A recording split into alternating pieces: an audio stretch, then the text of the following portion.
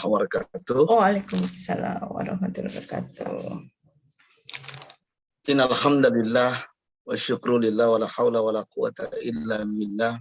Asyhadu la ilaha illallah wahdahu la syarikalah wa asyhadu anna Muhammadan abduhu wa rasuluhu la nabiyya ba'da. Allahumma shalli wa sallim ala hadan nabi karim Muhammad bin Abdullah wa ala alihi wa sahbihi wa sallim tasliman katsira amma ba'd. Rabbi a'udzubika min hamadati syayatin wa a'udzubika rabbi ayahdurun. Subhanaka la ilma lana illa ma 'allamtana innaka antal alimul hakim. La haula wa la quwata illa billahil aliyil azim. Allahumma iftah lana qulubana wa fahimna rushdana wahdina ila siratikal mustaqim. Rabbi shrah li sadri wa yassir li amri wa hlul 'uqdatam min lisani yafqahu qawli. Alhamdulillah, bersyukur kita kepada Allah dengan mengucapkan alhamdulillahirabbil alamin. Pada sore ini setelah pada asar Allah pertemukan kita di majlis ta'lim aulia ya, bersama bunda-bunda kami. Mudah-mudahan semuanya sehat afiat. Amin. Ya, panjang umur taat, panjang umur ibadah, keluarganya bahagia, anak-anaknya soleh dan solehah semuanya insyaallah. Amin ya rabbal alamin. Amin. Ummahat fillah yang saya cintai karena Allah Subhanahu wa taala. Berselawat kita kepada junjungan kita yang tak bosan-bosannya kita kepada beliau yang mengajarkan kepada kita arti akhlak yang sebenarnya. Dari bangun tidur sampai tidur kembali, beliau adalah referensi kita, rujukan kita, tempat bertanya, tempat mengadu, apapun yang terjadi, dan semua sudah beliau tinggalkan dua pusaka untuk kita, dua wasiat untuk kita agar kita tidak terjerumus ke lembah nista, ke tempat dosa. Makanya beliau mengatakan taraktu fikum amrain, aku tinggalkan dua perkara, dua pusaka kepada kalian. Lan tadillu, kalian tidak akan pernah tersesat, kata beliau. Ma in tamassaktum bihima, kalau kalian berpegang teguh kepada keduanya. Apa yang dua itu? Yaitu kitabullah wa sunnah Rasulullah. Yang pertama Al-Quran, yang kedua sunnah beliau. Baik itu kaulan, fi'lan, takriran, perkataan beliau, perbuatan beliau, dan ketetapan yang telah beliau tentukan untuk kita umatnya. Jamaah yang dimuliakan Allah Subhanahu wa taala. Tadi sudah disampaikan bahwasanya materi kita pada kesempatan kali ini adalah tentang ciri wanita yang dirindukan surga. Wanita yang dirindukan surga. Ya, alhamdulillah kita sebentar lagi akan masuk Ramadan. Ya, saya teringat dengan ada sebuah hadis Rasulullah Sallallahu Alaihi Wasallam. Ya, yang mana kita sebelum Ramadan datang itu sering-sering baca doa di menjelang Rajab sampai Sya'ban itu. Allahumma barik lana fi Rajab wa Sya'ban wa balighna Ramadan. Ya Allah, berkahi kami di bulan Rajab dan Sya'ban dan sampaikan umur kami di bulan Ramadan. Mudah-mudahan majelis ini semuanya panjang umurnya insyaallah. Amin ya. Amin Allahumma amin. Bunda-bunda yang saya cintai karena Allah Subhanahu wa taala. Saya teringat dengan hadis Rasulullah tentang Ramadan ini. Sebenarnya di ujungnya itu Rasulullah menekankan sebenarnya apa kata beliau di ujung hadisnya itu. Panjang hadisnya, saya baca di ujungnya. Al jannatu mustaqatun ala arba'ati nafarin. Surga itu rindu kepada 4 golongan manusia, kata beliau. Surga itu rindu kepada 4 golongan manusia. Artinya apa, Bunda semuanya? Kalau sudah surga yang rindu, maka indah hidup ini, bahagia hidup ini. Ya, senang kita. Sedangkan makhluk manusia saja yang rindu dengan kita, cinta dengan kita, bahagianya luar biasa. Sekarang bukan makhluk manusia yang rindu, tapi yang rindu itu adalah surga. Allahu Akbar. Kerinduan yang luar biasa. Surga rindu kepada kita. Nah ini. Makanya dalam hidup ini, kalau dipertanyakan mana yang lebih enak dicintai atau mencintai, pasti kita akan menjawab dicintai. Mana yang enak dirindui atau merindui? Yang paling enak itu dirindui. Karena kalau merindui, belum tentu dirindui. Kalau mencintai, belum tentu dicintai. Artinya apa? Yang paling lebih sempurna itu ketika kita dirindui dan kita merindui. Atau ketika kita dicintai dan kita pun mencintai. Sekarang, bukan hambanya, makhluknya yang saling mencintai, tapi surga yang cinta kepada kita, dan yang di surga, yang dicintai surga itu ada 4, Bunda. Ya, ada 4 yang dirindukan surga, yang dicintai surga. Apa itu? Yang pertama adalah kata beliau, Rasul kita, yang pertama yang dirindukan surga adalah talil Quran. Orang yang lisannya, lidahnya rutin istiqamah membaca Al-Quran setiap hari. dia tidak lepas dari Al-Quran. Ya, bibirnya basah dengan zikir, basah dengan Al-Quran, ayat-ayat Al-Quran. Makanya kita ada sekarang one day one juz, satu hari satu juz. Ini baik sekali. One day one hadis, one day one ayat, ada juga begitu. Artinya apa? Nawiru manazilakum bitilawatil Quran. Cahayai rumah tangga kalian dengan Al-Quran. Kenapa rumah tangga sekarang tidak bercahaya? Kenapa rumah tangga sekarang banyak bergaduh, bertengkar, bahkan bercerai, berpisah? Itu karena Al-Quran tidak ada dalam rumah tangganya. Makanya kalau ingin dirindukan surga, bunda-bunda semuanya, jangan lepaskan Al-Quran. Ba'da subuh, duduk sebentar. Ya, duduk sebentar, Al-Quran kita baca. Atau sebelum subuh, ya, setelah tahajud kita duduk, di situ saat-saatnya ketika Al-Quran kita baca. Oh, itu luar biasa. Ketika air mata keluar dengan baca Al-Quran, dan itulah baper yang sebenarnya. Ya, baper yang sebenarnya itulah. Ketika kita ada yang baca Al-Quran, perasaan tak ada. Yang itu yang pertama, Bunda. Makanya rumah kita, rumah tangga kita, di depan anak-anak kita kalau bisa. Dan suami kita mungkin juga. Mudah-mudahan suami kita duduk bersama. Rutinkan kita ba'da maghrib sampai isya, matikan TV, kita baca Quran. Ya, kita belajar bersama, duduk bersama. Pulang suami kita kerja, kita pulang kerja, duduk bersama anak-anak kita. Jadikan rumah tangga kita rumah tangga surga, rumah tangga masjid. Maka akan timbullah, muncullah rumah baiti jannati, rumahku surgaku. Nah, yang pertama, Bunda, siapa yang dirindukan surga? Orang yang rutin istiqomah di rumah tangganya baca Al-Quran. Itu yang pertama. Yang kedua, bunda-bunda yang dirindukan Allah Subhanahu wa taala. Yang kedua adalah siapa yang dirindukan surga? Hafidhil lisan. Hafidhil lisan. Orang yang pandai menjaga lisannya, lidahnya. Lidah tak bertulang. Tapi gara-gara lidah satu RT bisa perang. Indonesia bisa hancur. Makanya hati-hati, mulutmu harimau. Hati-hati dengan mulutmu harimaumu. Kata-kata yang keluar dari mulutmu akan engkau pertanggungjawabkan. Ya, apapun itu. Ya, makanya mohon maaf saat ini saya lagi diundang Isra Mi'raj ke Sumatera. Sekarang saya lagi di Sumatera Barat, tepatnya di Batu Sangkar. Tepatnya lagi di Hotel Emresia sekarang. Ya, artinya apa? Dalam Isra Mi'raj kisah itu diceritakan. Kenapa perempuan itu ketika Rasulullah traveling ke neraka, banyak perempuan yang beliau lihat dalam neraka itu. Banyak wanita. Dan beliau bertanya ke malaikat Jibril. Beliau sedih Nabi kita. Sampai beliau meneteskan air mata, menangis. Kenapa perempuan yang banyak, wahai Jibril, di dalam neraka? Apa jawaban beliau? Yang pertama kata Jibril, wanita ini dia tidak pandai menjaga mulutnya. Dia tidak pandai bersyukur dengan apa yang Allah berikan kepadanya. Hunna yakfurnal asir. Ya, tidak bersyukur dengan suami yang telah memberikan nafkah lahir dan batin, tidak qanaah, merasa puas dengan pemberian suaminya, selalu berkaca ke tetangganya, suami tetangga, suami orang lain. Ujung-ujungnya apa? Akhirnya hubud dunia, kena penyakit wahat, cinta dunia berlebihan, takut akan kematian. Dan ini terjadi hari ini. Ya, makanya saya mengingatkan kepada bunda-bunda semua, khususnya Majelis Ta'lim ini, dahulukan keinginan, ya, dahulukan kebutuhan daripada keinginan. Hati-hati. Dahulukan kebutuhan, jangan dahulukan keinginan. Ya, habis kita, suami kita pun mungkin menderita gara-gara itu. Kita pun anak-anak kita berhutang di mana-mana. Ya, prioritaskan apa yang kita prioritaskan dalam hidup ini. Cukup sudah kita kredit, berhutang ke sana sini. Ya, ujung-ujungnya apa? Masalah rumah tangga akan timbul, surga tidak ada lagi. Makanya mulutmu ya dijaga. Nah, dan tidak menafikan juga. Kadang-kadang ibu-ibu sedih, kok neraka terus ceritanya, kok perempuan terus. Tapi ada pula pertanyaan.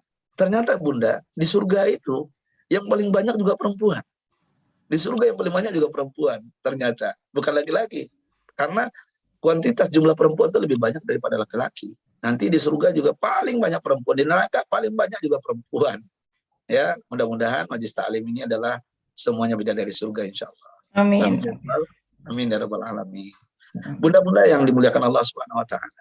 Makanya saya ingin mengatakan, jaga mulut kita karena Rasul mengajarkan kalau ingin dirindukan surga, mangkana yu'minu billah wal yaumil akhir falyakul khairan aw liyasmut. Siapa yang beriman kepada Allah, beriman pada hari kiamat, katakan yang benar atau lebih baik diam. Diam itu emas. Diam itu emas. Berbicara itu perak. Tapi berbicara hikmah dan dakwah itulah intan permata. Dan itu yang diinginkan oleh Allah dan Rasulnya. Artinya apa? Cukup sudah. Kita menunjuk orang kesalahan orang. Kita tunjuk orang satu, pada hakikatnya 4 salah kita. Yang 4 menunjuk ke kita. Ya. Kadang-kadang kita ya umat Islam majlis taklim, apalagi di mana-mana saya lihat ya. Kalau sudah ngumpul bertiga berempat, ya, anggangan mulut nggak bisa dijaga, ujung-ujungnya apa? Gibah, fitnah. Akhirnya apa? Nggak dirindukan surga. Ya, semut di seberang lautan tampak, gajah di pelupuk mata tidak kelihatan. Makanya Rasulullah mengajarkan, bunda semuanya, ya tuba liman syagola aibuhu an uyubin nas. Beruntunglah orang yang sibuk dengan aibnya, lupa aib orang lain. Maksudnya apa mafhum mukhalafahnya Ustaz Oren? Rugilah orang yang sibuk dengan aib orang lain, lupa aib diri sendiri. Nah, itu rugi kita. Rugi kita mudah. Makanya dalam hadis Rasulullah muttafaq alaih sahih juga ada 6 perkara yang menghapus amal kita. Tuhbitul a'mal. Ada 6 perkara. Habis amal kita. Kita sholat nggak ada pahalanya lagi. Kita puasa nggak ada pahalanya. Kita sedekah pahalanya hilang. Ya, kita zikir, doa, sholat, semuanya pahalanya nggak ada. Kenapa? Karena 6 perkara ini yang kita lakukan. Apa yang 6 perkara ini? Satu saja bunda. Saya sampaikan pada kesempatan sore ini. Apa itu? Al-istighalu bi'uyubil khalqi. Sibuk dengan aib orang lain. Sibuk dengan kekurangan orang lain. Sibuk dengan cacat orang lain. Makanya bunda, Rasul mengatakan, kenapa perempuan itu banyak masuk neraka? Karena gara-gara 2 mulut. Al-famu wal farju. Ya, mulut atas, mulut bawah. Ya, al-famu namanya, kalau di bawah namanya faraj. Nah ini, perempuan banyak masuk neraka itu gara-gara itu. Mudah-mudahan majelis ta'lim aulia ini adalah wanita-wanita yang dirindukan surga, yang pandai menjaga lidahnya, insyaallah. Amin ya rabbal amin ya rabbal alamin. Ini yang kedua bunda.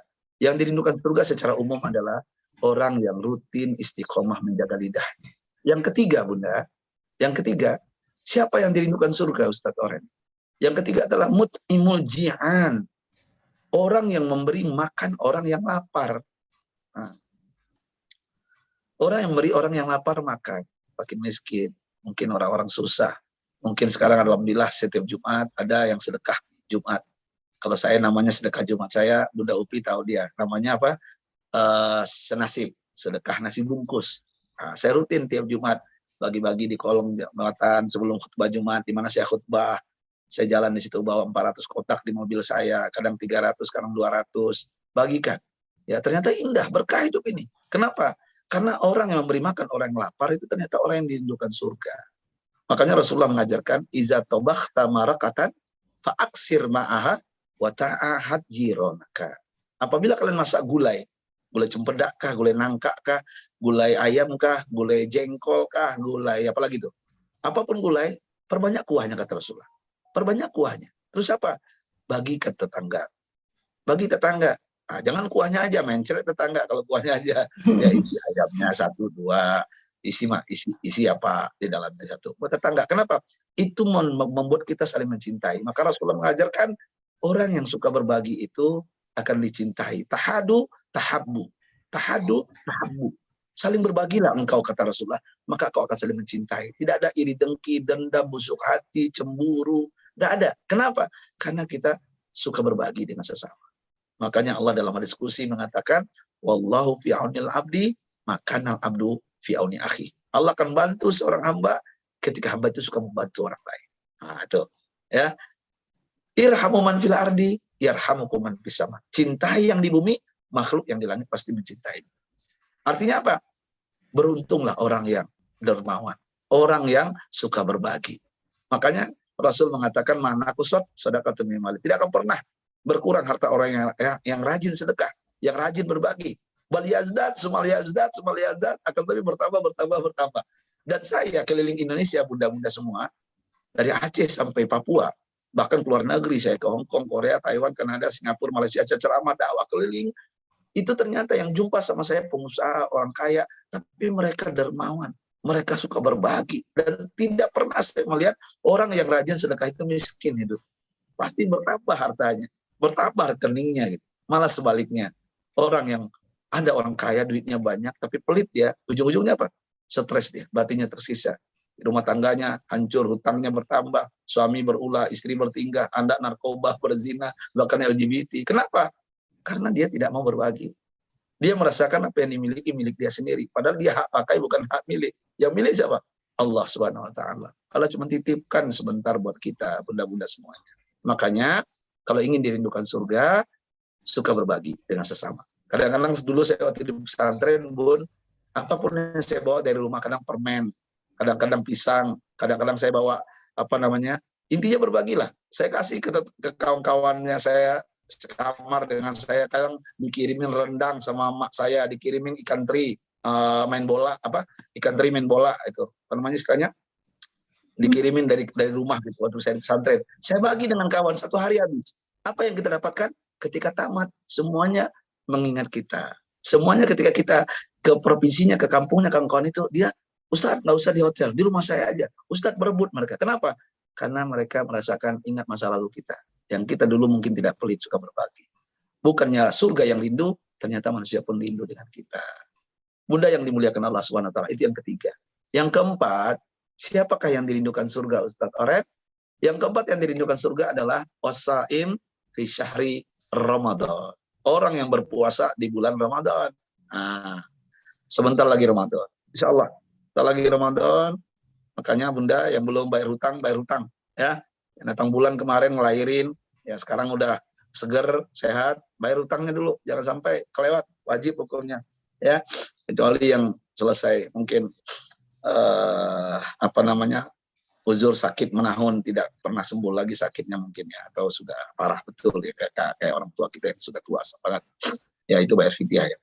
Yang jelas intinya Bunda, itu di antara 4 yang dirindukan surga. Sekarang pertanyaannya ke materi kita, Ustadz Oren, kami kan wanita ini, kami kan perempuan, kami pun pengen dirindukan surga, kami pengen dirindukan surga. Bagaimana caranya biar kami ini dirindukan surga? Tadi ayat Al-Quran dibacakan oleh Bunda kami tadi, luar biasa tadi ya, tentang seorang istri yang mungkin ada masalah dengan suaminya, dan instruksi dari Allah caranya bagaimana menghadapi istri yang mungkin saat itu tidak taat dan patuh kepada suami. Pertama apa? Nasihati. Setelah itu apa? Pisah ranjang. Setelah itu apa? Mungkin pukul. Pukul dalam artian di sini adalah tanda kutip, ya, memukul untuk mendidik, bukan menyakiti. Ya, yang jelas intinya saya yakin lelaki soleh akan jumpa dengan wanita soleha. Ya, wanita yang tidak soleha mungkin akan berjumpa dengan lelaki yang tidak soleh. Tapi bagaimanapun ada juga kadang lelakinya soleh banget, tapi jumpa istri cerewet banget gitu. Ada begitu, suaminya pendiam. Ah, itu sunatullah, itu banyak kayak gitu. Atau sebaliknya, ya, sebaliknya kayak film Ku Menangis Indosiar yang Bunda tonton setiap hari. Nonton ya, Ku Menangis Indosiar ya. Nah, dan itu realita kenyataan hidup. Yang jelas intinya kadang-kadang suami baik, istri kagak. Istri baik, suami kagak. Nah, itu ujian. Dan itu ujian kita dalam hidup kita. Bagaimana caranya? Nah, nanti mungkin kekuatan doa, kekuatan istri doanya kepada Allah agar suaminya berubah dan akhirnya dapat hidayah, dapat petunjuk di penghujung ayat. Mungkin ketika anaknya sakit, mungkin ketika orang tuanya meninggal, baru dia berubah. Macam-macam cara Allah momennya menentukan sesuatu itu dapat hidayah, berubah dari bermaksiat menjadi taat, insya Allah. Nah, Bunda yang dimuliakan Allah Subhanahu wa taala, ya, bagaimana ciri wanita soleha yang dirindukan surga ini, yang bisa selalu istiqomah akan melakukan kebaikan? Makanya Rasulullah mengajarkan kepada kita, apa kata Rasul? Ya, Rasul mengatakan ternyata apabila seorang perempuan tuh ternyata dia rajin sholat 5 kali sehari semalam, ya, dan berpuasa di bulan Ramadan. Yang kedua, yang ketiga, taat kepada suaminya, dan yang keempat, menjaga kehormatan kemaluannya ketika suaminya bekerja dan dia tidak tergoda dengan laki-laki lain, apalagi dengan berondong umpamanya, ya, banyak kasus sekarang terjadi, ya, melalui sosial media ini. Kadang-kadang sosial media ini juga membuat kita berbuat maksiat. Kadang-kadang kita nggak sadar kita udah punya suami, kadang-kadang lepas kontrol, kadang-kadang kembali kepada mantan, diam-diam, CLBK, ujung-ujungnya terjadi hal yang tidak diinginkan. Makanya Rasul mengajarkan, iza sholat khamsah, apabila seorang perempuan itu rajin sholat 5 kali semalam, wa shomat syahraha, dan berpuasa di bulan Ramadan, istiqomah dia, dan atoat zaujaha, dan taat kepada suaminya. Taat dalam tanda kutip di sini untuk taat kepada Allah, bukan bermaksiat kepada Allah, ya, karena ketaatan ini tidak boleh kecuali untuk mengajak kepada kebaikan. Makanya Rasul mengatakan la ta'ata li makhluqin fi ma'siyatil khaliq. Tidak ada ketaatan untuk bermaksiat kepada Allah. Karena ada suami ngajak istrinya untuk bermaksiat kepada Allah. Nah, jangan taat kita. Contoh, duduk bareng main judi, duduk bareng melakukan hal yang tidak benar atau melakukan hubungan yang tidak baik gitu. Ya, macam-macam. Ya, banyak kasus yang terjadi. Itu nggak boleh. Tetap taatnya itu adalah dalam koridor syariat yang diperintah Allah. Yang terakhir wahafidzat farjah. Apabila perempuan itu bisa menjaga kehormatan kemaluannya, ya, karena itu mahkotanya diberikan kepada suami yang halal buat dia dan pandai dia menjaganya, kata Rasulullah, maka Rasul mengatakan bunda semuanya, dia berhak untuk masuk surga perempuan ini dari pintu-pintu mana yang dia suka. Dari pintu-pintu mana yang dia suka. Nah, jadi artinya, bunda sekalian, kalau pengen dirindukan surga, di antara yang saya sebutkan tadi, mari kita renungi, mari kita amalkan, mari kita berjuang memaksakan diri untuk selalu menjaganya. Terutama apa? Taat pada suami. Ya. Makanya kalau kita dapat suami yang tepat, bunda, dapat suami yang tepat, maka kita akan jadi ratu dalam rumah tangga. Tapi kalau dapat suami yang tidak tepat, kita akan jadi babu dalam rumah tangga. Betul tidak? Betul tidak? Nah, itu yang terjadi, bunda yang dimuliakan Allah SWT. Dan saya mendoakan mudah-mudahan kita yang hadir ya pada kesempatan sore ini adalah orang-orang yang mendapatkan suami yang tepat, yang akhirnya surga dia dapatkan, dan dia bisa menikmati surga dari pintu-pintu mana yang dia suka, dia akan masuk bersama para bidadari di dalamnya. Yang jelas, hidup ini tidak lama. Hidup ini sebentar, hidup ini sekejap. Apa yang dicari cukup sudah. Kita melihat ke atas, bunda. Kadang-kadang perempuan ini yang saya pelajari, ya, ketika dia berumah tangga, ketika dia hidup di komplek, ketika dia hidup berbaur dengan masyarakat yang heterogen, yang berbeda-beda, kadang-kadang dia selalu melihat kelebihan orang lain dan selalu melihat kekurangan suaminya, ujung-ujungnya apa? Bertengkar. Makanya Rasulullah mengajarkan, ya, unzur man huwa asfala minkum wala tandur man huwa fawqakum. Ya, lihatlah, ya, man huwa asfala minkum, lihat yang di bawah. Dan jangan lihat ke atas. Kenapa? Karena ini kita sudah pandai-pandai bersyukur lah. Wanita yang soleha itu pandai bersyukur. Wanita yang soleha itu pandai bersyukur. Yang pertama pandai bersyukur, bisa menjaga diri dan juga bisa menghemat pemberian dari suaminya. Karena saya punya pengalaman jamaah saya, ya, jamaah saya di Jambi, uang yang dikasih suaminya bunda, ya, uang yang dikasih rutin suaminya, nggak banyak. Suaminya itu cuma guru sekolah, tapi setiap uang itu disisihkan. Apa yang terjadi? Ternyata ketika suaminya bangkrut, ketika suaminya berhenti sakit, ternyata uang yang dikumpul itu sampai ratusan juta gitu. Kenapa? Saking dia bagaimana pandai menjaga manajemen keuangan rumah tangga. Ujung-ujungnya suaminya kaget. Ini dari mana uangnya sayang? Ini dari engkau, wahai suamiku. Aku sisihkan dari belanja kita, rumah tangga kita. Dan ternyata engkau sembuh dalam berobat ini. Dan semuanya adalah karena qadarullah, takdir Allah semuanya. Dan beruntunglah suami ini mendapatkan istri yang tidak, ya, kalau bahasa kita berjuis, ya, berjuis hedonism. Surga suka bergaya mewah, bergaya berlebihan, yang ujung-ujungnya apa? Hutang di mana-mana. Kalau udah hutang di mana-mana, akhirnya penyakit datang. Akhirnya apa? Bertengkar. Dan surga jauh dari kita. Kalau sudah surga jauh dari kita, pasti neraka dekat dengan kita. Ya, bunda-bunda semuanya, ya, saya berpesan mungkin setelah ini ada pertanyaan atau dialog di antara kita sebelum saya bacakan doa. Tapi yang jelas intinya, kalau ingin dirindukan surga, mari saling membahagiakan. Suami bahagiakan istrinya, istri bahagiakan suami. Satu lagi, kejujuran itu pahit buahnya manis. Jujurlah pada pasangan. Alaikum bisidqi fa inna sidqa yahdi ilal birri. Hendaklah jujur, seorang istri jujur kepada suaminya, suami pun jujur kepada istrinya. Makanya saya pernah mengatakan kepada bapak-bapak, para suami, lagi ceramah di kalangan bapak-bapak di Tanah Abang, ciri suami yang soleh, kata saya, handphonenya tidak ada passwordnya. Dan istrinya boleh nengok, bukan ngintip, boleh nengok, diizinkan nengok. Nah, itu adalah suami yang soleh. Artinya apa? Dia menjaga marwahnya sebagai kepala rumah tangga, dan dia ingin mengayomi istrinya, anak-anaknya, agar tidak terjerumus ke limbah yang nista, yang ujungnya rumah tangganya hancur babak belur, dan surga pun tidak ada di dalam rumah tangga. Bunda yang dimuliakan Allah Subhanahu wa Ta'ala, ini pengantar dari saya.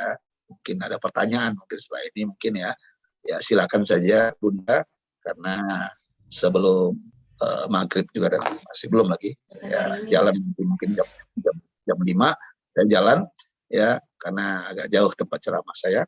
Ayah bunda, bapak, ayah bunda yang dimuliakan Allah Subhanahu wa taala, majlis taklim aulia ya. Mudah-mudahan Allah berkahi. Silakan saya tutup sementara dulu bunda semuanya ya. Saya tutup sementara, silakan saya kembalikan kepada pembawa acara kita ya. Buah selasih tumbuh di batu. Terima kasih. Thank you.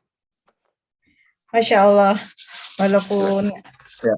singkat tapi banyak sekali ilmu yang kita dapatkan sore hari ini ya Ustadz. Masya Allah, kita jadi tahu 6 perkara tadi ya, dan bagaimana seorang wanita yaitu harus rajin menjalankan sholat, puasa di bulan Ramadan, taat pada suami, menjaga kehormatan dirinya, dan juga jujur pada pasangan. Ibu-ibu di sini barangkali ada pertanyaan yang ingin disampaikan pada Ustadz berkaitan dengan seputar ciri-ciri wanita yang dirindukan surga. Tapi tema sedikit lain juga boleh, silahkan jika ingin, supaya kita bisa saling sharing ilmu, mendapatkan banyak pencerahannya dari Ustadz Orange. Silahkan ibu-ibu, sambil nunggu ya Ustadz ya, mungkin ya sambil sembari nunggu ini. Kadang-kadang kan Ustadz, kita itu wanita punya kelemahan dalam hal mungkin haid, jadi waktu-waktu ibadahnya itu sangat berkurang, tilawahnya juga kadang mungkin berkurang, dan ibadah-ibadah lain lah, puasa juga nggak diperbolehkan saat haid. Nah, untuk menutup kekurangan-kekurangan tersebut, apa yang harus kami lakukan? Misalkan, apalagi terutama di saat-saat haid itu, temperamen tentu naiklah ya, karena hormonal juga bisa, atau nah itu apa ya yang harus kita jaga nih? Karena sering banget tuh godaan itu ada di saat-saat seperti itu, menjelang atau saat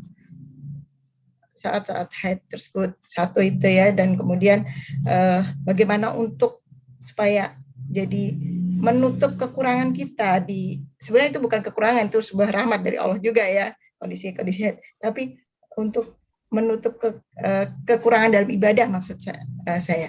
Itu silakan, mohon Ustadz sambil menunggu yang lainnya. Alhamdulillah bunda yang dimuliakan Allah Subhanahu wa taala. Sebenarnya perempuan tuh banyak dapat rukhsah, kalau dalam syariatnya fikihnya itu dapat keringanan dari Allah. Ya, beruntung sebenarnya daripada kami laki-laki. Ya, kami full harus melakukan semuanya. Tapi ternyata ada perempuan tuh al-istisna namanya, pengecualian.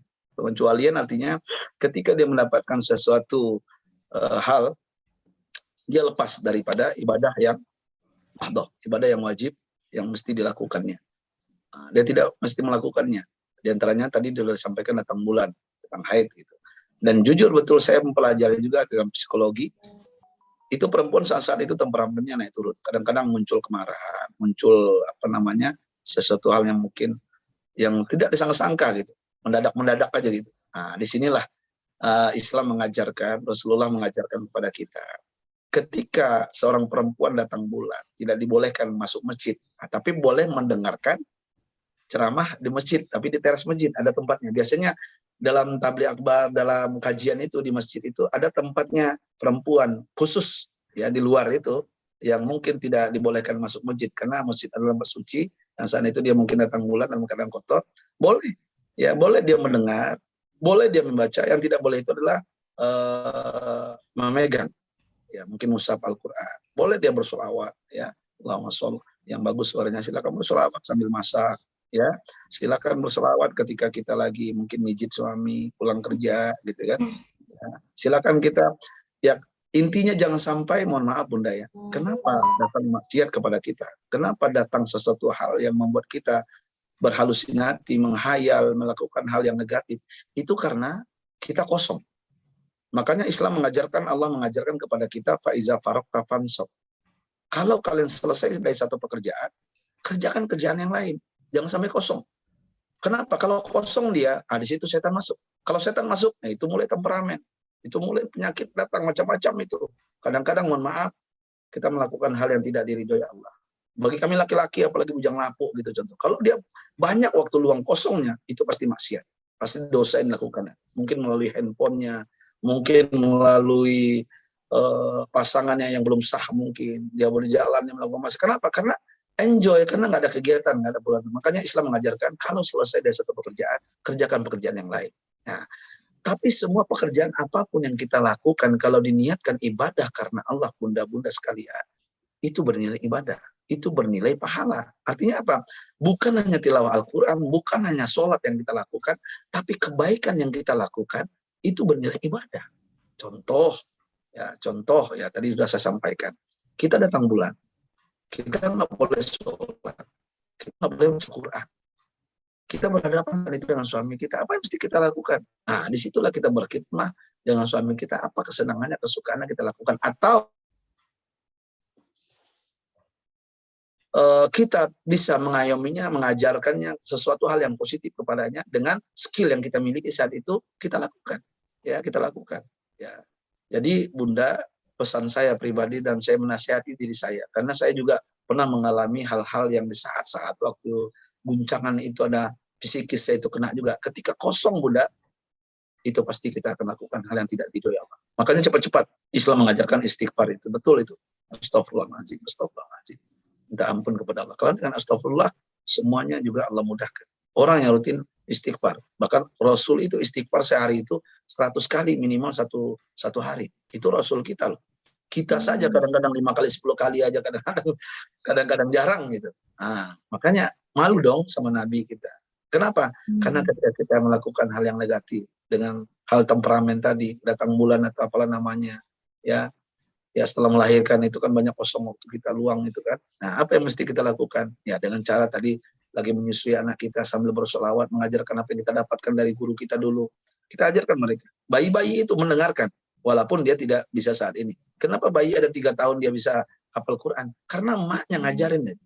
Secara tidak langsung, saat-saat dia menyusui, saat-saat dia memberikan yang terbaik waktu-waktu kosongnya, berselawat di hadapan anaknya, dan anaknya hafal gitu. Dangdut aja hafal kecil, apalagi selawatan atau tilawah Al-Quran yang dibacakan untuk anaknya. Jadi Bunda, pesan saya itu aja, jangan sampai ada waktu kosong.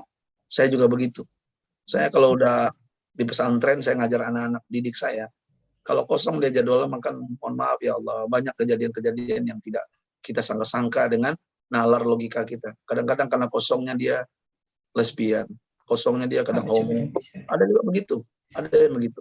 Makanya Bunda, mudah-mudahan dengan datangnya bulan, betul tadi rahmat, ya kasih sayang Allah, itu tanda cinta Allah kepada perempuan, untuk dia istirahat, untuk dimanja. Tapi kalau suami yang paham, yang ngerti, nah, saya juga begitu gitu. Kalau istri sudah lagi datang bulan, itu kita tahu, kita udah paham. Kita nanya, kayak datang bulan nih, nah, nanti dia apa gitu. Ada caranya, ada triknya. Nah, ini ada materinya. Bagaimana agar istri semakin cinta, semakin sayang kepada suaminya. Artinya ada cara-cara yang mesti kita lakukan untuk istri kita yang saat itu lagi temperamen, datang bulan, atau mungkin saat itu dalam keadaan labil karena hal sesuatu, ya stres mungkin atau gangguan dari temannya atau kawannya, atau mungkin orang tuanya sendiri, dan suami adalah seorang yang harus pintar bagaimana menjadikan istrinya nyaman di sampingnya. Mungkin itu Bunda ya. Oh baik, yang bisa Insya Allah. ya. Terima kasih Ustadz.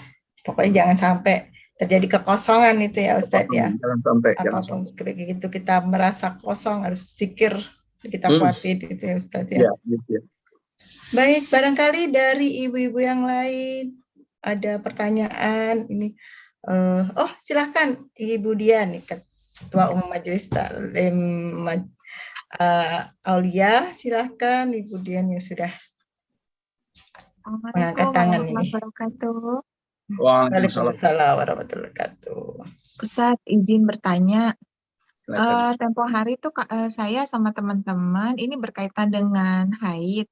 Tempo hari saya sama teman-teman itu pernah mau kajian di sebuah masjid yang nggak ada terasnya. Terus kami seperti apa mestinya gitu ya Ustadz ya, karena ada beberapa orang yang hari itu tuh berketepatan lagi haid juga gitu. Jadi apakah bisa melakukan kajian di dalam masjid, ataukah kami mesti cari tempat lain yang bukan di dalam masjid, seperti itu. Lalu yang kedua berkaitan tentang lisan, sejauh apa Ustadz kita tuh boleh menceritakan tentang kondisi rumah tangga kepada orang yang kita percayai gitu. sejauh mana gitu ketika ada permasalahan atau ada apa-apa yang kita perlu cari solusinya, itu sejauh apa kita bisa menceritakan kepada orang yang kita sudah percaya. Begitu Ustadz, jazakallah khair. Ya, Ki. Ya, langsung Bunda? Atau ditunggu pertanyaan yang dua lagi atau langsung? Saya jawab? Ya, langsung silakan Ustadz. Ya. Alhamdulillah Bunda, yang pertama adalah ketika mungkin ada masjid atau musola yang tidak menyediakan tempat yang pengecualian tadi, yang datang bulan atau yang tidak boleh masuk masjid, ya. Alhamdulillah masjid musola sekarang ada mic ya, ada suara keluar. Artinya kita bisa mendengar dari luar. Ya, artinya ini adalah keberuntungan kita di zaman akhir zaman ini, ada mic, ada sound. Ya, artinya bisa. Ya, ke musola, ke masjid pasti ada pengurus, ada panitia masjid atau pengurus masjid yang mungkin bisa menyediakan di luar. Jangan sampai masuk Bunda ya, karena masjid mushaf Al-Quran adalah suci. Kalau bahasanya itu la yamassu ilal mutahharun. Kalau Al-Quran ya, tidak boleh megangnya kecuali yang dalam keadaan suci. Ya, dalam keadaan suci. Bukan berarti wanita yang datang bulan itu hina sekali, tidak ya. Nah, ini sudah syariat yang berbicara. Ya, kalau bisa tetap di luar Bunda, jangan masuk masjid. Ya, karena bagaimanapun itu menyalahi syariat kita nanti. Ya, biasanya ustadznya mic-nya besar, insya Allah. Ya, sampai keluar itu. Ya, keluar. Ya, bagaimanapun kita bisa koordinasikan dengan panitia yang undang kita, komunikasi. Saya juga ngalamin di mana-mana di provinsi ngalamin kayak gitu. Dan saya sampaikan juga, yang datang bulan ibu-ibu majelis taklim karena pengen juga masuk ke dalam kan, kadang cuek, kadang santai aja. Ya, kayak nggak punya dosa gitu, santai aja gitu. Ada yang gitu. Ya, jangan sampai Bunda, jangan sampai. Ya, jangan sampai kotorin ya masjid kita, mushaf kita dengan sesuatu yang kita sudah pahami. Oke ya, itu yang pertama. Yang kedua, masalah curhat ini, konsultasi ya. Di dalam Islam, masalah rumah tangga itu ternyata sangat luar biasa. Kalau bahasa Al-Qur'annya, hunna libasul lakum wa antum libasul lahunna. Tadi ya, lanjutan ayat tadi ya sebenarnya. Mereka, pasanganmu, itu adalah pakaian bagimu. Artinya apa? Suami itu pakaian bagi kita istri. Istri adalah pakaian bagi suaminya. Kalau sudah pakaian berarti aurat. Kalau sudah aurat berarti harus ditutup. Kalau sudah ditutup berarti nggak boleh dilihat orang. Kecuali yang bisa melihat siapa? Pasangan kita. Yang halal, yang boleh melihatnya. Orang lain nggak boleh ngelihatnya dosa. Gitu. Ya, begitupun, ya mohon maaf, masalah rumah tangga kita. Bahkan mohon maaf Bunda semua, orang tua kita, mertua kita, tidak boleh tahu masalah rumah tangga kita. Bahkan kita harus menyelesaikannya di dalam bilik rumah kita, kamar kita. Berdua kita menyelesaikannya, mencari solusi yang terbaik. Dan kita tidak boleh menceritakan kepada mak bapak kita atau ke mertua kita malah. Kenapa? Banyak terjadi perceraian. Itu ketika orang ketiga masuk. Terutama apa? Mertua dan mak kita, bapak kita. Banyak kejadian hari ini. Karena, mohon maaf, anak gadis, ketika mau nikah ijab kabul, dia tidak mempelajari tentang fikih wanita. Yang dipelajari apa? Yang dipelajari bagaimana nanti malam pertama berhubungan. Itu yang dipelajari, tapi tidak dipelajari bagaimana psikisnya, mentalnya ketika dihadapkan sesuatu hal yang saat itu mungkin terjadi yang tidak pernah dia menyangka. Nggak ada pelajaran itu. Seharusnya itu dipelajari di kantor urusan agama. Makanya ada namanya sebelum kita menikah itu apa namanya dulu penataran. Prewedding ya. Ya penataran sebelum nikah, prewedding itu ya juga kita saling belajar tentang ilmu rumah tangga gitu. Nah, akhirnya apa? Ya, bahkan orang tua nggak boleh tahu. Pertanyaan sekarang, ketika masalah ini sudah kelima, nggak bisa menyelesaikannya berdua. Si suami nggak ngalah, istri nggak mau ngalah, temperamen keduanya. Bagaimana caranya? Ada orang ketiga. Makanya di sini pun hati-hati Bunda, hati-hati. Karena ada orang yang pengen tahu keadaan kita, ingin apa? Ingin menolong kita menyelesaikan masalah. Tapi ada yang kedua, orang yang ingin tahu masalah kita, pengen cari informasi. Akhirnya apa? Diceritakan ke yang lain. Rumah aib, rumah tangga ketahuan. Kayak selebritis, di inset, di kiss, muah-muah, apalagi ya apalah namanya itu, dibongkar rumah rahasia keluarga kita, bahkan dapur kita, bahkan dalam masalah berhubungan, ya Allah. Astagfirullahaladzim. Ya, naudzubillah. Tapi kalau seandainya kita pun pengen konsultasi kepada orang yang paham agama. Ini ya yang sudah kita percayai. yang kita pahami. Saya pun bukan konsultan rumah tangga, Bunda. Sudah hampir 4 tahun nih. Tinggal 20 hari lagi kurang lebih 4 tahun. Ya, saya bukan konsultan rumah tangga. Saya artinya apa namanya? Banyak yang curhat.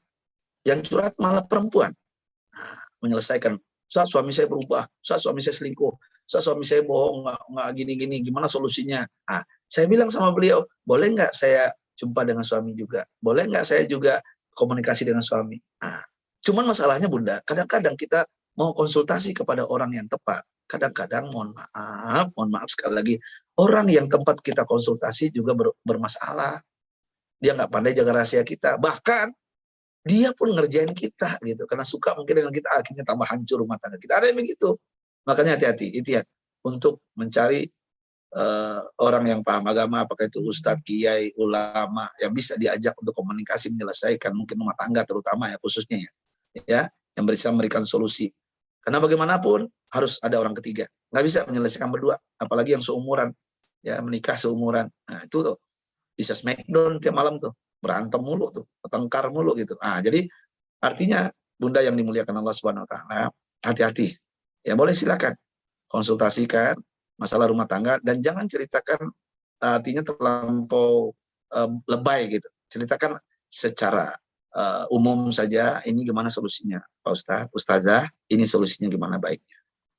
Kayak rumah tangga saya dalam keadaan goncang ini, dalam keadaan masalah. Begini-begini, saya masih mencintai suami saya masih sayang sama beliau, tapi ada masalah begini nih, gimana caranya nih untuk menyelesaikannya? Saya nggak bisa menyelesaikan sendiri.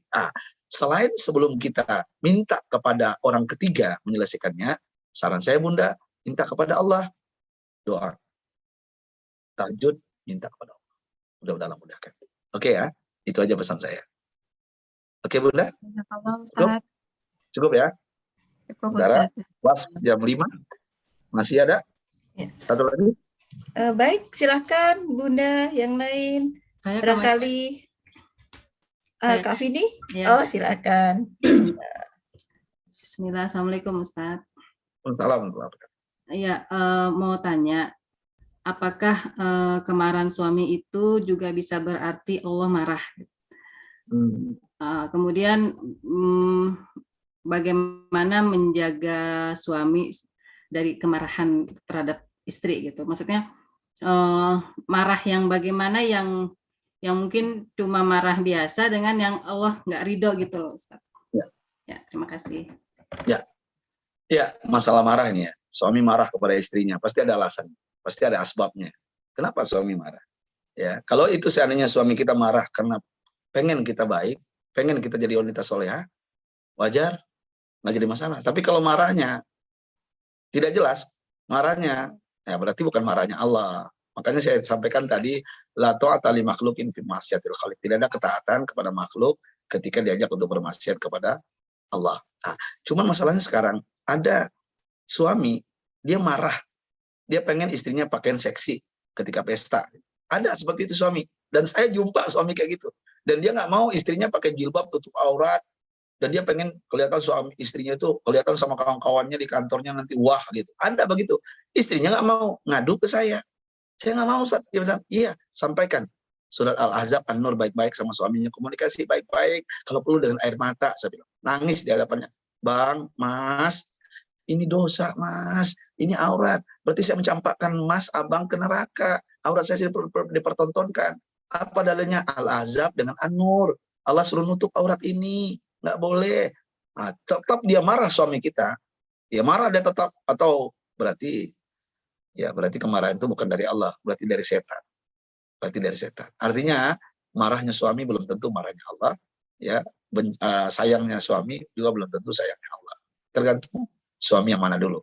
Makanya sebelum cari suami sebenarnya kita juga harus istikharah. Ya, ini suami ngajak ke surga apa ke neraka nih? Suami ini gimana nih kehidupannya nih, berjuis atau gimana nih? Ngajak kita hidup sosialita atau bergaya-bergaya atau untuk betul-betul untuk akhirat kita, untuk surga kita. Nah, tapi sekarang kan udah berumah tangga, kita udah nikah, udah terlanjur Ustaz. Apa yang mesti dilakukan? Doa istri salehah dikabulkan Allah. Doakan suami kita, ya Allah berhidayah ya Allah. Dalam tahajud ini sebut nama suaminya, pokoknya nama suaminya Jono. Ya Allah Mas Jono, ya Allah berubah ya Allah jadi baik ya Allah. Kami jadi keluarga surga ya Allah, bukan keluarga neraka ya Allah Mas Jono ya Allah. Beri petunjuk ya Allah. Gitu. Caranya begitu. Ya, sebut namanya dalam tahajud kita, dalam doa kita. Dan di saat itulah kita tidak tahu dari mulut siapa doa akan dikabulkan Allah. Nah, mungkin itu pesan saya Bunda ya. Ya, kebencian suami belum tentu kebencian Allah. Kecuali kebencian suami beriringan dengan syariat Allah, nah, baru itu harus kita taati, kita turuti. Benci yang mana dulu? Kita benci mungkin perbuatannya, bukan orangnya. Nah, itu prinsip juga.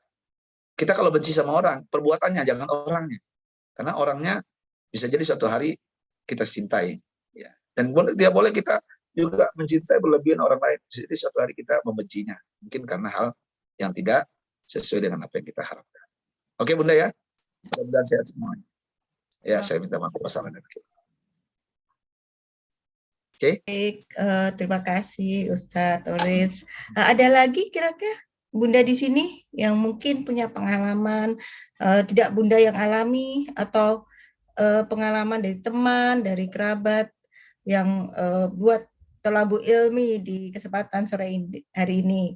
Mumpung bisa bertanya dengan Ustadz bagaimana solusi-solusi gitu. Baik, kalaupun tidak ada, mungkin sedikit pengumuman dari Kak Dian untuk MT. Ya, sambil menunggu mungkin masih ada 1-2 pertanyaan lagi ya dari Bunda. Masya Allah ya, sore hari ini betapa kita banyak sekali mendapatkan ilmu tentang bagaimana surga rindu pada 4 golongan manusia, yaitu orang yang rutin istiqomah membaca Quran, orang yang pandai menjaga lisannya, orang yang sibuk dengan aib sendiri bukan aib orang lain, dan juga yang istiqomah, orang yang suka memberi makan orang yang lapar dan berpuasa di bulan Ramadan. Masya Allah, poin-poin tersebut sangat ini ya, memberikan pencerahan pada kita di sore hari ini, dan insya Allah di waktu mendatang kita juga akan mendengarkan kajian-kajian Ustadz di beda tema ya Ustadz ya. Amin. Baik. Bapak-bapak ya. Jadi bapak-bapak juga harus mendengarkan juga ya dari dua arah ya.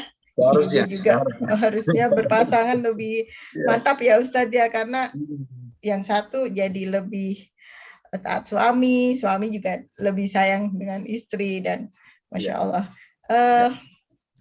Ada juga sih kajian di MT Aulia juga Ustadz untuk bapak-bapaknya, lebih ke para ayah ya, tapi itu kadang-kadang diadakan tidak mesti ya, sebulan sekali ya, lebih ya kali kadang-kadang.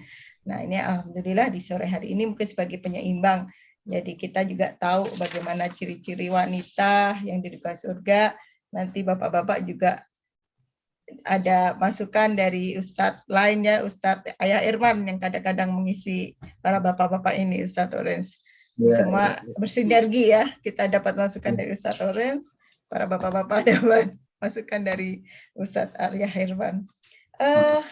Baik, kalaupun tidak ada, mungkin pengumuman-pengumuman juga belum ada, karena Ramadan nanti ada khusus beberapa agenda di Majelis Taklim Aulia, dan insya Allah akan disampaikan di WhatsApp ya, di grup-grup WhatsApp, bagaimana nanti agenda-agenda yang kita siapkan di bulan Ramadan banyak, dan dari berbagai ya, dari sisi dakwah, pengembangan dakwah, dan juga sisi sosial.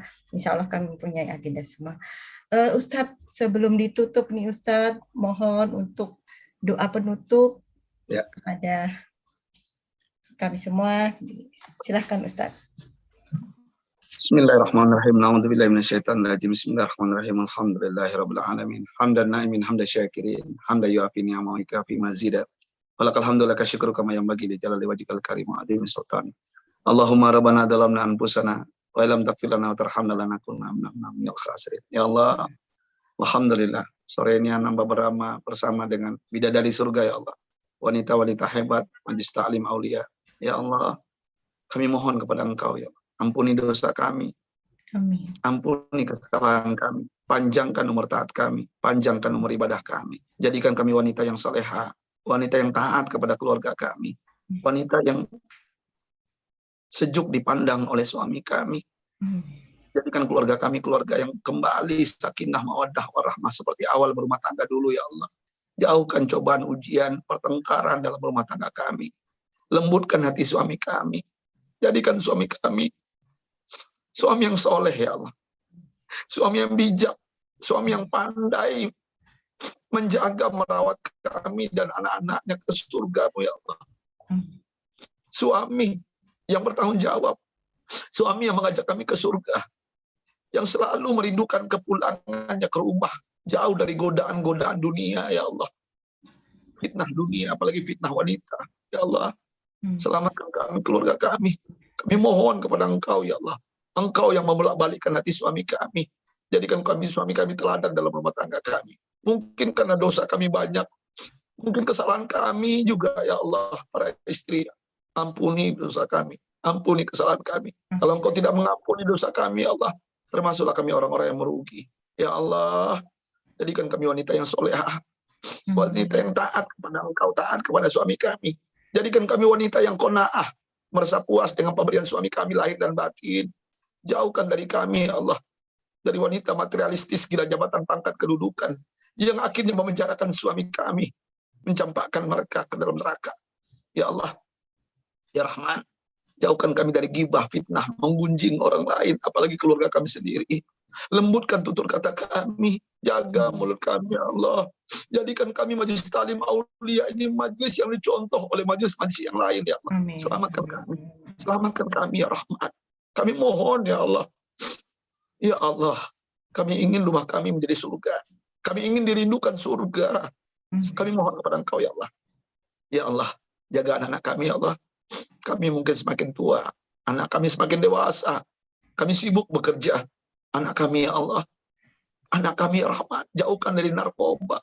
Jauhkan dari perzinahan. Jauhkan dari LGBT. Ringankan kaki anak kami ke musola, ke masjid-Mu, ya Allah. Ringankan lisan anak kami rutin istiqomah membaca Al-Quran. Selamatkan keluarga ini, ya Allah. Keluarga kecil kami. Ya Allah, berkahi rezeki suami kami. Sedikit tapi berkah, banyak berkah, alhamdulillah. Ya Allah, dalam suasana corona ini, COVID ini, banyak ujian yang kami dapatkan. Kami tahu Engkau menguji kami ya. Apakah kami masih taat kepada Engkau, pandai bersyukur atau jauh dari Engkau, ya Allah, kufur. Naudzubillah. Ya Allah, Allahumma anhazal marjundun min junudi. Ya Allah, wabah virus ini, musibah, bencana ini, semua terjadi di Indonesia adalah tentara di antara tentara, ya Allah. Tusibu biman tasya, Engkau berikan kepada siapa yang Engkau kehendaki. Wa tasrifu anhu man tasya, Engkau jauhkan dari siapa yang Engkau kehendaki. Allahumma fasrifu anna, jauhkan dari kami, ya Allah, musibah, bencana, wabah ini, virus corona ini. Wa an ahlina, jauhkan dari keluarga kami. Jauhkan dari istri kami, suami kami. Wa an zarolina, jauhkan dari anak keturunan kami. Jauhkan an biladina, negara kami Indonesia. Wa biladil muslimina khaslah, negara-negara muslim yang dimanapun berada di dunia ini, Allah. Selamatkan kami. Rabbana taqabbal minna innaka antas samiul alim wa tub alaina innaka antat tawwabur rahim. Rabbana atina fid dunya hasanah wa fil akhirati hasanah wa qina adzabannar. Alhamdulillahirabbil alamin. Bunda yang saya cintai, saya minta maaf kesalahan khilaf, kebenaran datang dari Allah, kesalahan datang dari pribadi saya. Kafaratul majlis, subhanakallahumma bihamdika asyhadu an la ilaha illa anta astaghfiruka wa atubu ilaik. Billahi taufiq hidayah. Assalamualaikum warahmatullahi wabarakatuh. Waalaikumsalam warahmatullahi wabarakatuh. Jazakallah khair.